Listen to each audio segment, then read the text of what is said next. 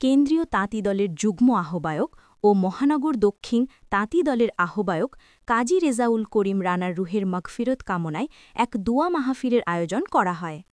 এই উপলক্ষে আয়োজিত অনুষ্ঠানে উপজেলা তাঁতি দলের বিভিন্ন পর্যায়ের নেতৃবৃন্দ উপস্থিত ছিলেন।